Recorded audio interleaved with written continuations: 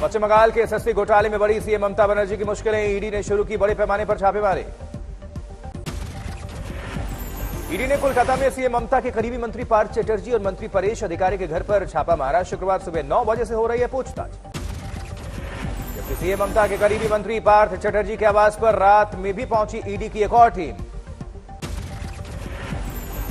ED की team ने कुछ पूर्व और वर्तमान अधिकारियों के ठिकानों पर भी छापेमारी की है। मंत्री पार्थ चटर्जी की करीबी अर्पिता मुखर्जी के आवासीय परिसर से अब तक 20 करोड़ रुपए कैश बरामद। वहीं अर्पिता के यहां मिले कैश की गिनती के लिए ईडी की टीम ने बैंक अधिकारियों से भी मदद ली।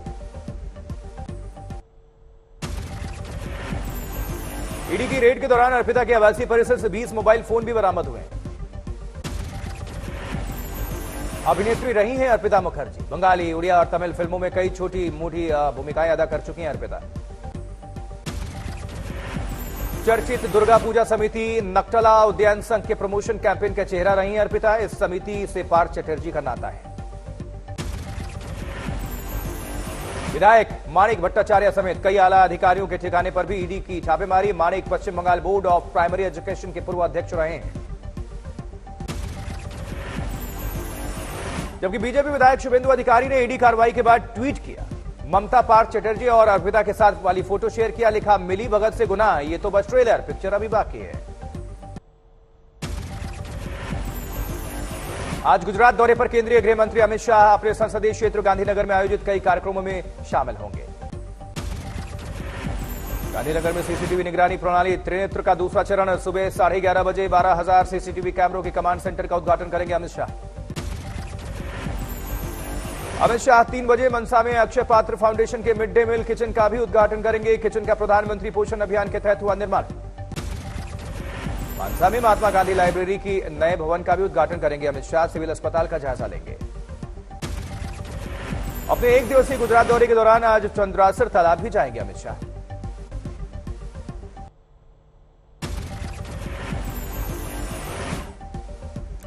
राष्ट्रपति रामनाथ कोविंद को प्रधानमंत्री मोदी ने दी फेयरवेल पार्टी। नवनिर्वाचित राष्ट्रपति द्रौपदी मुर्मू भी हुई शामिल। राष्ट्रपति कोविंद के विदाई भोज में प्रधानमंत्री मोदी के साथ ही उपराष्ट्रपति, लोकसभा स्पीकर, मंत्री, लोकसभा और राज्यसभा के सदस्य रहे शामिल। 24 जुलाई को पूरा हो रहा है राष्ट्रपति रामनाथ कोविंद का कार्यकाल। इसी दिन वो छोड़ देंगे राष्ट्रपति भवन। राष्ट्रपति के विदाई भोज के बाद हाई टी का आयोजन। लोकसभा अध्यक्ष देंगे विदाई भाषण। रविवार को राष्ट्रपति रामनाथ कोविंद नवनिर्वाचित राष्ट्रपति द्रौपदी मुर्मू के सम्मान में देंगे रात्रि भोज। दिल्ली में अरविंद केजरीवाल सरकार और एलजी की जंग की नई बानगी। एलजी वी के सक्सेना ने आबकारी नीति 2021-22 पर उठाए सवाल। सीबीआई जांच की पेशकश की। वह दिल्ली में आबकारी नीति पर उठे सवाल के बाद कल सीएम केजरीवाल एलजी सक्सेना के साथ बैठक में नहीं हुए शामिल। बीजेपी का केजरीवाल सरकार की आबकारी नीति के खिलाफ हल्ला बोल। आज डिप्टी सीएम मनीष सिसोदिया के घर के बाहर बीजेपी का प्रदर्शन। एक्साइज नीति पर सीबीआई जांच के आदेश पर भड़के अरविंद केजरीवाल। केंद्र पर लगाए साजिश के आरोप। कहा, जेल जाने से नहीं डरते। केजरीवाल ने कहा, 3-4 महीने पहले ही पता था कि मनीष सिसोदिया को गिरफ्तार करने की तैयारी चल रही है। केंद्र पर लगाया मनगढ़ंत झूठा केस बनाने का आरोप। उधर नए विवाद में घिरी गुजरात कांग्रेस। कार्यकारी अध्यक्ष कादिर पीरजादा बोले, हार्दिक जैसे पाटीदारों के पीछे क्यों पड़ी रही कांग्रेस। पाटीदारों को भूल जाएं, मुसलमानों की मदद से जीत से सकते हैं 120 सीट। 11% के लिए हार्दिक के पीछे, नरेश के पीछे भागते थे। आप ये भूल गए कि ये लोग जो थे वो कांग्रेस की सरकार बनाते। वहीं कादिर पीरजादा ने अपनी ही पार्टी से किया सवाल। कहा, हमें भूल जाओगे तो क्या होगा। सभा में मौजूद मुसलमानों से कहा, अब फरियाद करना छोड़ दें, अपनी यूनिटी और ताकत बढ़ाएं। आप भूल जाओगे तो क्या होगा, हमको प्रतिनिधित्व नहीं दोगे तो क्या होगा।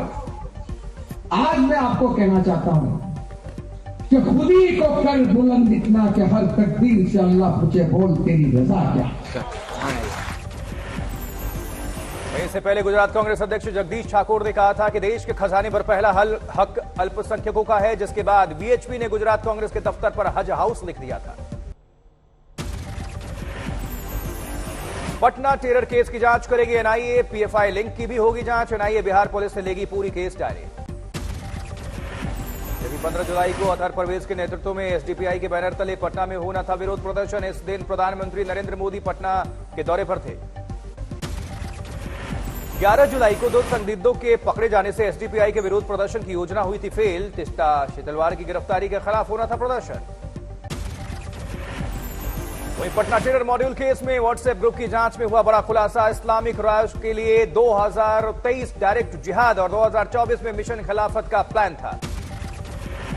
गिरफ्त में आए दानिश ने किया गजवाए हिंद का खुलासा। पाकिस्तान के नेतृत्व में भारतीय मुसलमानों को साथ लड़ाने की थी योजना। भारत के वजीर को बांधकर सीरिया ले जाने का मंसूबा पाल रहे थे। राजस्थान में खंका बॉर्डर से पुलिस ने 8 लोगों को हिरासत में लिया। रिजवान अशरफ केस से जुड़े हैं इनके तार। हिरासत में लिए गए सभी खंका बीएसएफ चौरी से महज 1.5 किलोमीटर की दूरी पर भीड़ बकरियों के साथ मौजूद थे। पुलिस कर रही थी पूछताछ क्या ये सभी रिजवान को रिसीव करने आए थे। आरोप के मुताबिक पाकिस्तानी कट्टरपंथियों ने रिजवान को नुपुर शर्मा की हत्या के इरादे से भेजा था, जिसे सुरक्षा बलों ने खंका बॉर्डर से कर लिया था गिरफ्तार। बंगाल में काली पर उपजा नया विवाद। विश्व भारती यूनिवर्सिटी में काली पर सेमिनार का आयोजन। विश्व भारती शिक्षक संघ ने काली पर सेमिनार का विरोध किया। 25 जुलाई को विश्व भारती पुस्तकालय में काली पर सेमिनार का आयोजन। उधर बिहार के सीतामढ़ी में लुटेरों ने सरकारी कर्मचारी से लूट लिए 2 लाख रुपए। लूट का सीसीटीवी फुटेज सामने आया। राजस्थान के पचीवर में मिठाई कारोबारी को मिला धमकी भरा पत्र। बेटे की जान बख्शने के बदले मांगे 1500 करोड़ रुपए। हरियाणा के पुराना में हाईवा ने सवारियों से भरे ऑटो को मारी टक्कर।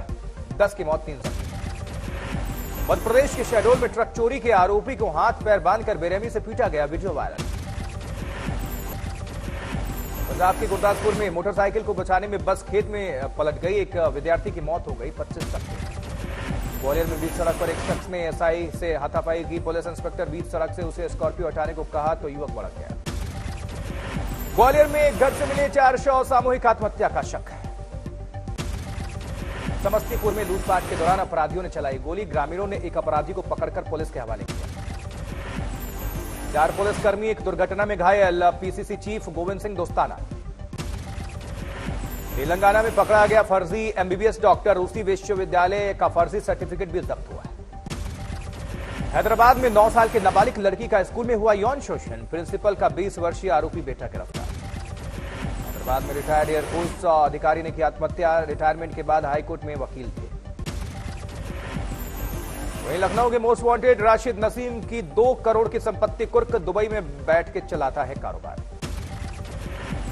कानपुर के विकास दुबे एनकाउंटर हत्याकांड पर सुप्रीम कोर्ट ने राज्य सरकार को उचित कार्रवाई करने का निर्देश दिया है।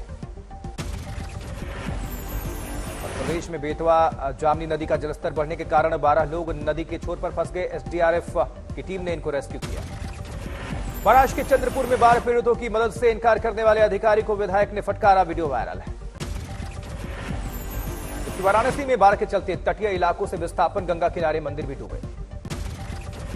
राजस्थान के बारा में बारिश से कई सरकारी स्कूल्स में पानी भर गया। स्कूली बच्चों को काफी परेशानी हो रही है। आंध्र प्रदेश के पूर्व मुख्यमंत्री एन चंद्रबाबू नायडू ने बाढ़ प्रभावित इलाके का दौरा किया है। 2 दिवसीय दौरे के दौरान पीड़ितों का हालचाल जाना।